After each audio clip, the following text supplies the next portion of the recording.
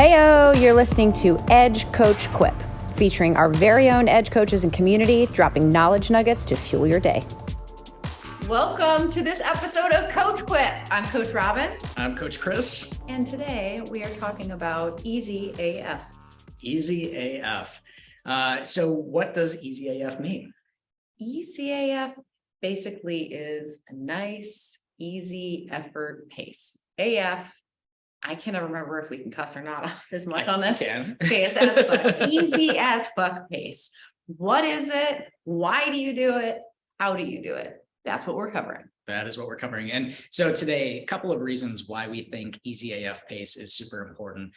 We've seen, there are many common problems with training, but one that comes up all the time for us is that athletes go too fast on their easy days and too easy on their fast days, essentially kind of ending up in this gray zone of training where they're not really getting the benefits of either zone, of that super easy training or of the hard training. And another common part of that, or the reason that happens, is that a lot of athletes think they have to train fast in order to be fast. So this idea that all of your training should be race pace effort or as fast as you can go in order to get faster. And we know that that's just not true. Right. And coaches, I feel like we explain this a lot. We always have to explain it to ourselves as well. You typically do much slower than your target race pace for the base of your training. And then for a smaller chunk of your training, you go faster than race pace.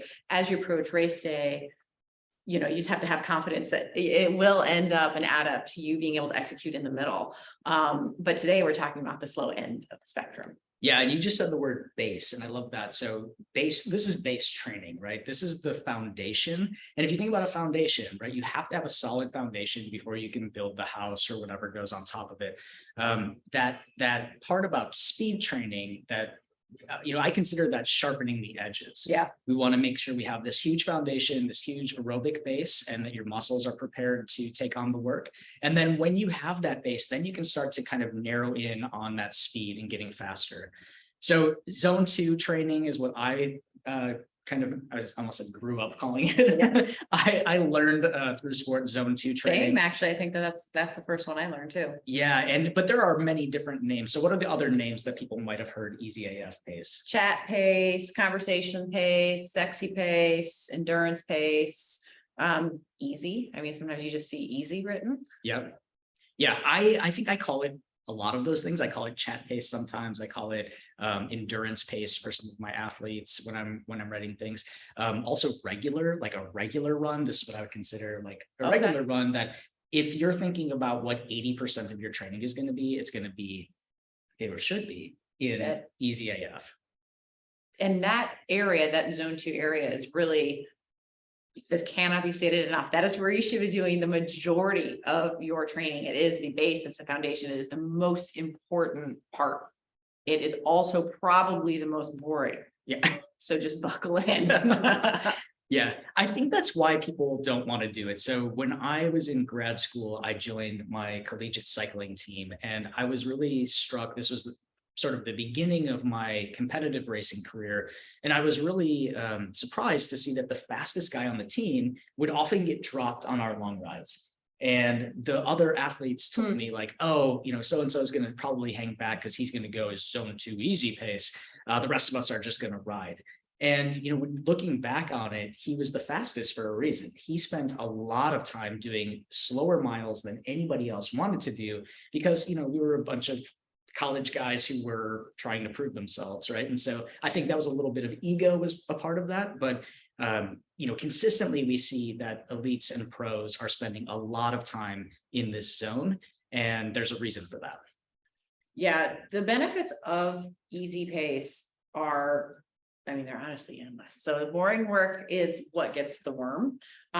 You obviously, for any endurance sport, you're truly building a base. There are also heaps of scientific reasons that you want this pace to be built, not to mention health implications. We will be covering those in today's bonus miles, so stay tuned for more on that. And then it's pretty cool because it actually can wear a lot of different hats. It can allow you to recover, especially if you have pretty run form with a fast kind of turnover. So that means that you can cover, a higher volume in your overall training cycle, and you can become fitter and faster overall because you're able to use this recovery effort as your active recovery too. But it requires some things. Yeah, I think, the first thing, back to my example, is it requires putting your ego aside.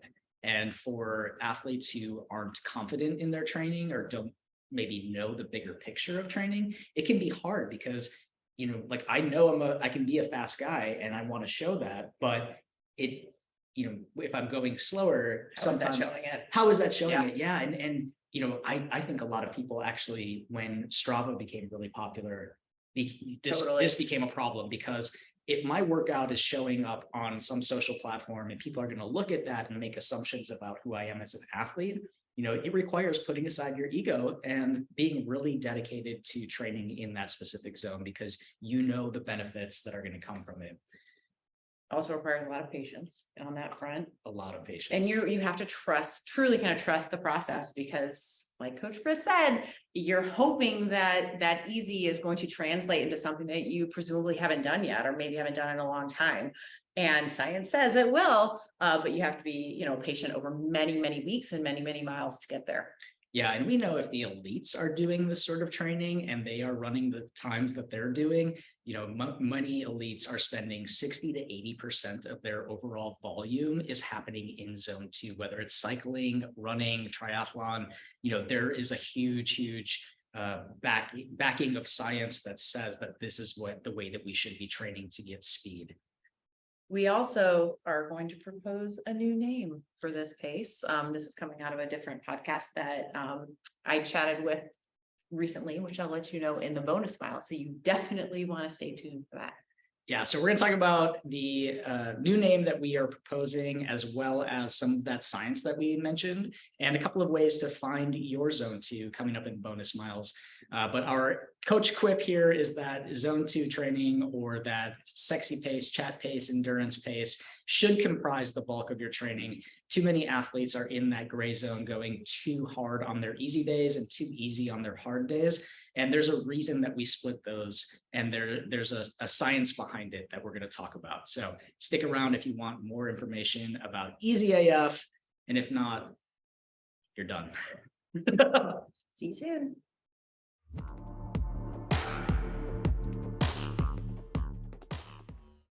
All right, bonus miles. Time to get nerdy. Put my glasses on, but I don't know where they. Let's talk about the name change, right? So I don't know if this is what it ends up being, but I was recently talking with Ian and Courtney over at the Runners Club podcast, which if you're not listening to that podcast, you need to be. So put it in your queue. We were talking about just the different methodologies to training cycles, and what days to do what on. And we got on this whole conversation of exactly this, of EZAF, and Courtney, when she owns a media company, right? So she said something that was so on point, which was, the words that we use for this pace are typically ones that make it seem like easy and not a big deal, or, sexy, conversational, but it really is, it's the base, it's the foundation. Without it, everything kind of crumbles. So I actually would like to call it power pace. I mean, we can call it whatever we want for the rest of these bonus miles, but it allows you to have the power over your paces on race day, honestly, but it also allows you to have power, period. And without it, we're not able to ever kind of level up in the endurance efforts until we have a heck of it under our belt. Yeah, I love that. I mean, I think people would think power pace is pushing speed, but if you think about building your engine so you can generate power, this zone 2 is exactly where it happens. 100%. Zone 2, what does that mean? Yeah, so zone 2. So many training plans or training methodologies use zones, and oftentimes it's 5 zones.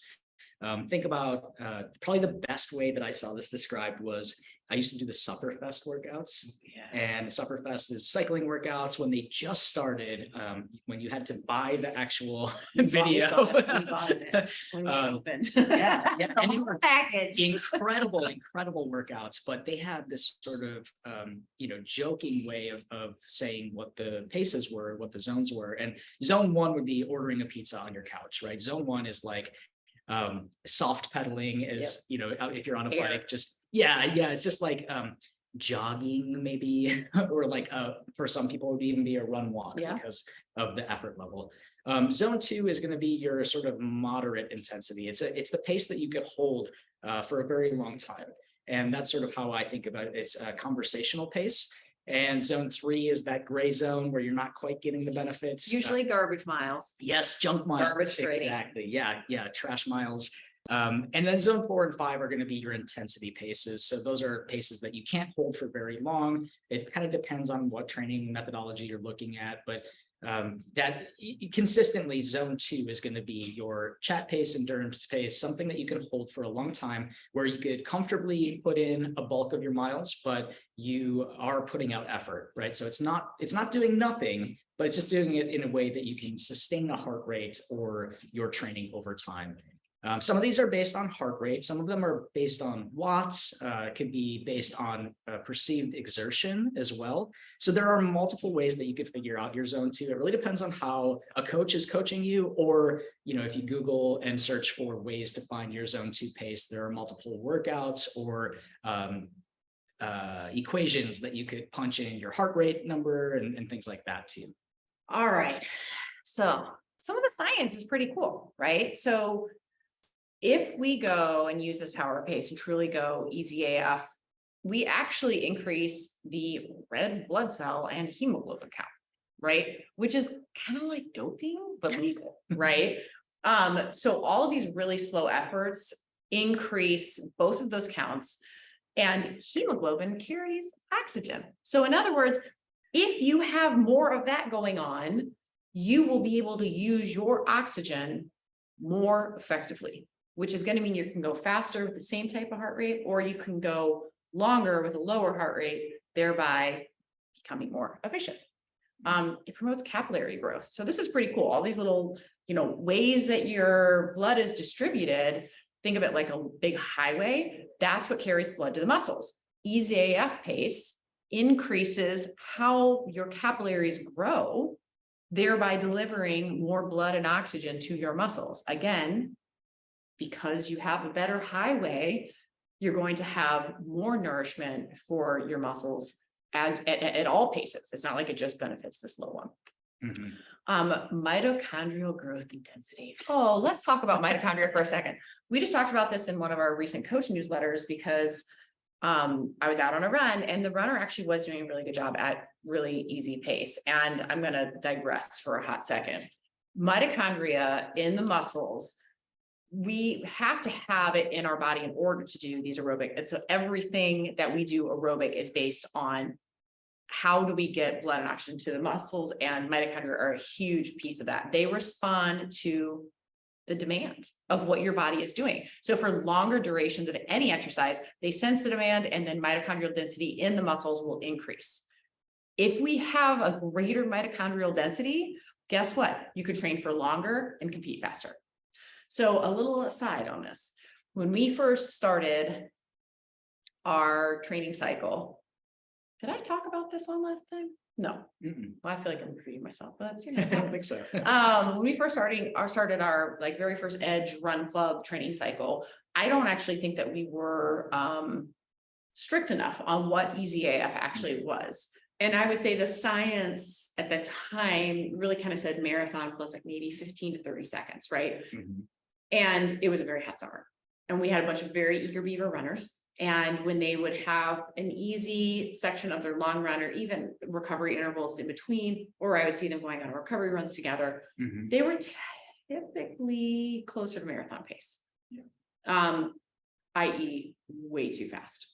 So what happened is on race day, we had a lot of blow-ups, and I took ownership 100% as a coach. I'm like, what did we write that made this happen? Right. Some people did okay, but I'm not going to lie. It was the people that ran their easy. The majority of their group ran their easy too fast. And it is also very infectious, right? Because if one person does it, then another person does it. And then all of a sudden you're pushing the pace and you're past marathon pace, which is a junk place to be for 15, 16 miles at a time. You're never going to recover from that. But because we didn't write it truly and enforce it truly as what it needs to be, people did not have a great endurance performance when it came to race day because they didn't have enough mitochondrial density. They didn't do enough easy to build up their bank account to be able to draw it down on race day, because every time they were running easy, they were only getting those incremental gains versus the big deposits, which you get at, 70 to 80% of your total training being at that easy pace. And this is really counterintuitive because you would think as a marathon runner, okay, the more time that I can practice at marathon pace or even a little faster, in theory, the easier it will be on race day because I'll be accustomed to holding that pace. But that doesn't actually work like that. No, because the effort, especially half and full marathon efforts, they are hard AF, right? They are not easy to execute, nor should they be if you're truly kind of racing your potential. And they will take forever to recover from. So if you do during your training, let's say you go out for your 20 mile or you do your whole 20 miler at your race pace, your legs are not going to be recovered by the time you race 3 weeks later because you have completely burned them out. Right. And I think that is a common misconception that we can recover from those efforts because of the differentiation between, say, a 5K pace or a 1 mile pace and your marathon pace, which is substantially slower than that, than what you could potentially run. That in my mind, if I wasn't a coach, I would go, oh, well, I should be able to recover from that because I'm capable of going a minute or so faster. Yeah. So this is the part that requires putting aside your ego. And this is the part that requires the patience to hang in that zone of being slower than you are capable of so that you can get those great benefits. Yeah, absolutely. So think about those mitochondria as a bank account. We want to bank them, because when we run hard, we draw our bank account down, and on race day, towing that line, we want that bank account as high as humanly possible. It also promotes the use of fat as fuel, which is pretty cool. So we know, especially when we're running fast or cycling fast, we are going to be using a lot of carbs, a lot of glycogen, right? Because we have that in our body and then we have fat, right? If you run too fast too often, you will be prioritizing carbs as your main drawdown, which isn't in and of itself necessarily that bad, but it does certainly require you to be putting more of that stuff in. The cleanest, slowest burn is always going to be your fat burn. We have a lot of it. Everybody has a lot of it, anywhere from 10,000 to 20,000 hours of it in your body. It's a very, very clean energy source. So as you move more slowly, your body turns to that as a fuel source, because it's like, whoa, we're not, going all out. We can use the slow burning fuel here, right? The more we learn to optimize that, the better we are and at kind of maintaining our glycogen stores so that when we need to use them, they're actually there. So I always think visually, a little vial, maybe it's glowing in purple, very finite amount of glycogen carbs in your body at any given time, somewhere around 2 to 3 hours, if you're not replacing it. And again, fat stores, 10 to 20,000 hours, big barrel, right? Big barrel of fat that we can use, all of us. So our job as endurance athletes is always to preserve the vial as much as possible so that when we need to use it, it's there, right? Going easy uses fat as majority, so that when we need to have that kick on that last 10K of a marathon, say, yo, guess what? I have some carb stores left. And then all the magic happens, right? Yeah. And it's so interesting that runners and triathletes, especially, we will do a lot of things to try to get an advantage, right? We will buy the new powder or shake or gel because it promises this, and this. This is the easiest way to maintain your fuel, is by slowing down and training your body to use that fat source. Yeah, we just, we're wrapping up our Kickstart challenge right now. And I just sat down with an athlete who is training for a very long distance gravel bike race. And she told me that, she's gone through a very macro balance, nutrition plan. She feels great. She hit all of her composition goals. She looks great. She feels great. She's peaking with her mileage, ticking all the boxes. lots of hard work on her end. And she said, you know, on Sunday I did a really, really long ride, but you know, I didn't, not only did I not bonk during, I was taking in about, you know, 30% less than I used to. And then after, I had energy. I felt like I didn't need a nap. You know, I did chores around the house, and I was like, you use fat as a fuel source. And she's like, yeah, because I've been sitting on a trainer just spinning easy, you know, that zone 2 magic plus optimizing her nutrition. And guess what? Fat burner. Yeah, that's amazing. Last but not least, it's an easy one, but it increases your VO2 max, right? So it is a base, right? We call it power pace for a reason. You build that up, you build up that ability to increase the maximum amount of work that you do given your heart rate. And that's about as powerful as it gets. All right, the final thing that I think is really important about power pace is that it lowers your risk of injury. So it allows us to add on a lot more volume and really get those benefits of increased mileage without the potential negative effects of hurting yourself, of not being able to recover, like you said, when we toe into that gray zone or into the really anaerobic workouts. A good example I have of this is with one of our members of the Chicago Nike Windrunners. And she got real smart with her EZAF pace. So as especially we go sub-elite, elite, you'll note that disparity between, you know, race pace and EZAF pace becomes extremely discrepant, right? The Kipchoge is well below a 5-minute average for his marathon pace, and he's, you know, EZAF at like 9:30. So she figured out on her easy days to actually do them with her friends who were not on the team and who would hold like an 8:30 to a 9-minute average. And she got really into it. She did it all summer long, which is even better if you can do it in the heat. And then on top of that, it was just this consistent drip of like 2 to 3 times a week. She was logging these miles with people who they might have been using it maybe as a tempo, but for her, it was something that really was truly conversational. And guess who made, not only she had the biggest volume I've ever written for her, no injury on race day, and she had the biggest PR in the fall. Yeah. So that is not a coincidence. And now she is my queen of EZAF on that team. And we need more evangelists like her to talk about those experiences. I recently saw a bunch of Instagram posts, and once you get one of them, you know, the whole algorithm became people who were posting their marathon PRs and their easy pace. Oh, and it was really awesome to see that, you know, people were, when they were running faster easy pace, that they were not as strong of a runner, and there were some variations, right? But as people became more patient with their endurance miles or their power pace, they started to see bigger PRs. And I think that's, you know, a testament to all of the benefits of power pace that we're talking about today. I want to look those up now. Yeah. See just how discrepant they are. I love it. Yeah. So how do you know if you're going in power pace? Like, how we talked a little bit about how you can find your zones, but what does it feel like? Or, you know, I think sometimes we're obsessed about the numbers, like, but I think we can also base it off of feeling. So how would you describe to an athlete who is just starting power pace, like where to find it? I would usually honestly talk about rate of perceived exertion. So that RPE scale of like 0 is not even us sitting here. 0 is laying in bed before your alarm goes off. And 10 is crossing the finish. There really is no 10, but crossing the finish line of maybe, you know, a 400-meter all out, you know, ready to throw up. Somewhere around a 5. It should be just something that you can do all day and be able to sing an entire, talk in full sentences and sing an entire verse, but not country music.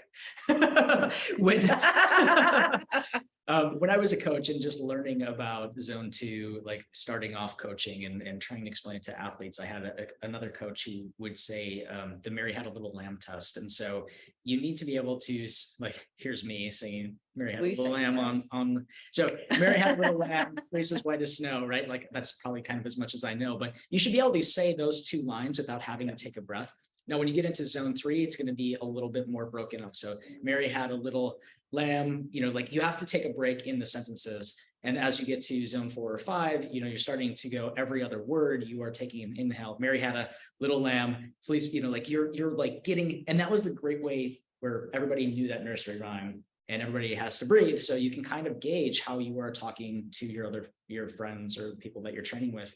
I think that's such a great strategy, the Windrunners strategy of finding your community members that you would maybe not be able to train with and having them keep you in that chat pace is a really good way to use that sort of talk test to find what that power pace is going to be for you. And remember that if you are moving slower, right, more conservatively, you'll be able to do more training volume, which is only going to behoove you as an endurance athlete. So in the long term, you are getting fitter and faster. It's just loading it in a different way, hence the power, right?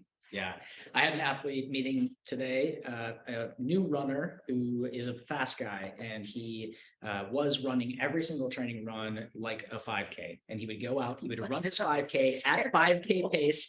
He would just leave it all out there and then, do it the next day.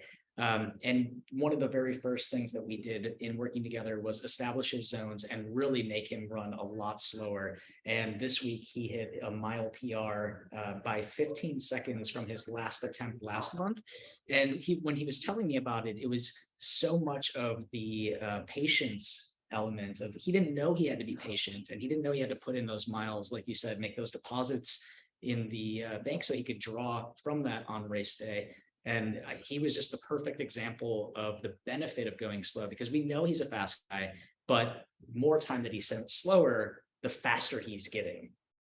And I think that is a great point on benchmarks as well. So you don't have to wait until race day to make sure that this is happening. Yeah. Right. Yeah. And I understand that if you have an 18-20 week training cycle and we're telling you, trust us, right? Go like, a minute slower than marathon pace. I promise on race day, it's going to work out.